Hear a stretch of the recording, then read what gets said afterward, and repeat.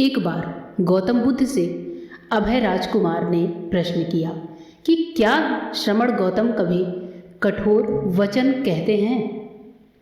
उसने सोच रखा था कि नहीं कहने पर वह बताएगा कि एक बार उन्होंने देवदत्त को नरकगामी कहा था, और यदि हाँ कहे तो उसने पूछा जा सकता है कि जब आप कठोर शब्दों का प्रयोग करने से स्वयं को रोक नहीं पाते, तब दूसरों को ऐसा उपदेश कैसे देते हैं। बुद्ध ने अभय के प्रश्न का आशय जान लिया। उन्होंने कहा, इसका उत्तर ना तो हाँ में दिया जा सकता है और ना ही नहीं में। अभय की गोद में उस समय एक छोटा बालक था।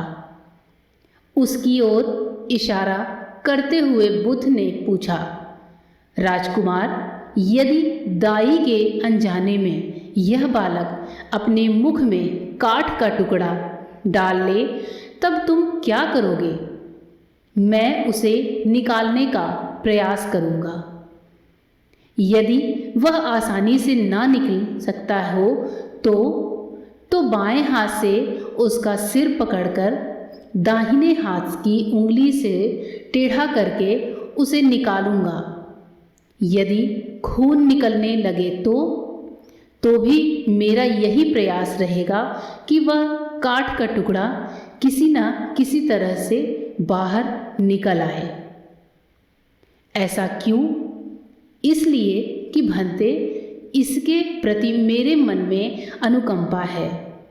राजकुमार, ठीक इसी तरह तथागत जिस वचन के बारे में जानते हैं कि यह मिथ्या या अनर्थकारी है और उससे दूसरों के हृदय को ठेस पहुंचती है, तब उसका वे कभी उच्चारण नहीं करते।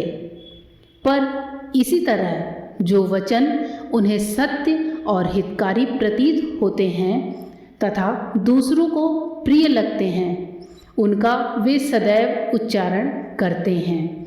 इसका कारण यही है कि तथागत के मन में सभी प्राणियों के प्रति अनुकंपा है। महात्मा बुद्ध एक गांव में ठहरे हुए थे। वे प्रतिदिन शाम को वहां पर सत्संग करते थे। भक्तों की भीड़ होती थी, क्योंकि उनके प्रवचनों से जीवन को सही दिशा बोध प्राप्त होता था। बुद्ध की वाणी में गजब का जादू था। उनके शब्द श्रोता के दिल में उतर जाते थे। एक युवक प्रतिदिन बुद्ध का प्रवचन सुनता था। एक दिन जब प्रवचन समाप्त हो गया तो वह बुद्ध के पास गया और बोला, महाराज, मैं काफ़ी दिनों से आपके प्रवचन सुन रहा हूँ, किंतु यहाँ से जाने के बाद मैं अपने गृहस्थ जीवन में वैसा सदाचरण नहीं कर पाता जैसा यहाँ से सुनकर जाता हूँ।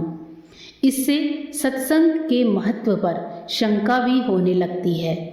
बताइए, मैं क्या करूँ? बुद्ध ने युवक को बांस की एक टोकरी देते हुए उसमें पानी भरकर लाने के लिए कहा। युवक टोकरी में जल भरने में असफल रहा। बुद्ध ने यह कार्य निरंतर जारी रखने के लिए कहा। युवक प्रतिदिन टोकरी में जल भरने का प्रयास करता, किंतु सफल नहीं हो पाता। कुछ दिनों बाद बुद्ध ने उससे पूछा, इतने दिनों से टोकरी में लगातार जल डालने से क्या टोकरी में कोई फर्क?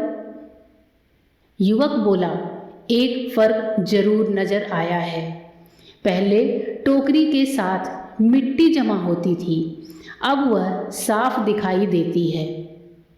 कोई गंदगी नहीं दिखाई देती है और इसके छेद पहले जितने बड़े नहीं रह गए हैं, वे बहुत छोटे हो गए हैं।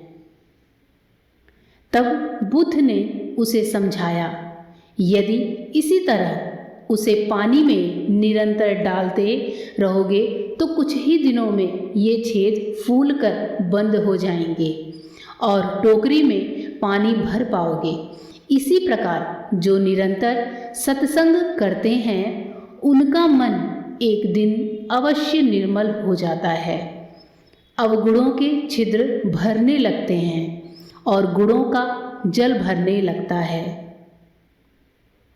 युवक ने बुद्ध से अपनी समस्या का समाधान पा लिया। निरंतर सत्संग से दुर्जन भी सज्जन हो जाते हैं, क्योंकि महापुरुषों की पवित्र वाणी उनके मानसिक विकारों को दूर कर उनमें सद्विचारों का आलोक प्रसारित कर देती है।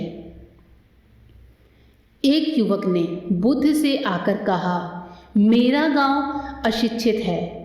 मैं अपने परिवार से झगड़कर थोड़ा बहुत पढ़ पाया हूँ। आगे और पढ़ना चाहता हूँ, किंतु सभी रोक रहे हैं।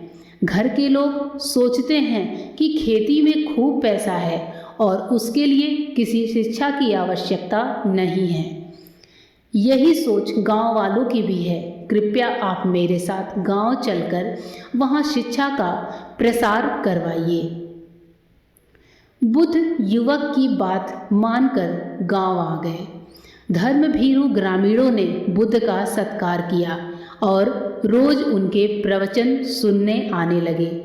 बुद्ध जब भी शिक्षा का महत्व बताते, ग्रामीण विरोध ही मत रखते। एक दिन एक महिला अपने 5 साल के बच्चे के लिए पूछने लगी कि उसे किस उम्र से शिक्षा दिलवाएं। तब बुद्ध ने समझाया कि तुम्हें तो 5 वर्ष पूर्व उसकी शिक्षा शुरू कर देनी थी।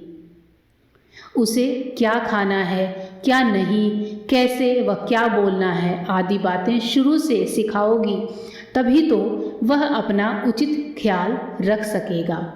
बुद्ध की यह बात महिला सहित सभी ग्रामीणों को समझ में आ गई। उन्होंने अपने बच्चों को विद्यालय भेजना शुरू किया। यह समय वर्षा का था। युवक ने लोगों को जल संग्रहण की तकनीक बताई। अधिकांश ने उपहास किया, किंतु युवक अपना काम करता रहा। बुद्ध का सहयोग प्राप्त था, इसलिए किसी ने उसका खुलकर विरोध नहीं किया।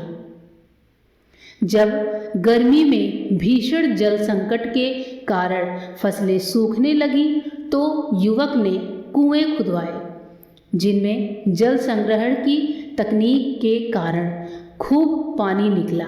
ग्रामीण अब शिक्षा का महत्व समझ चुके थे। धीरे धीरे संपूर्ण गांव शिक्षित हो गया। ज्ञान हर उम्र में अर्जित किया जा सकता है।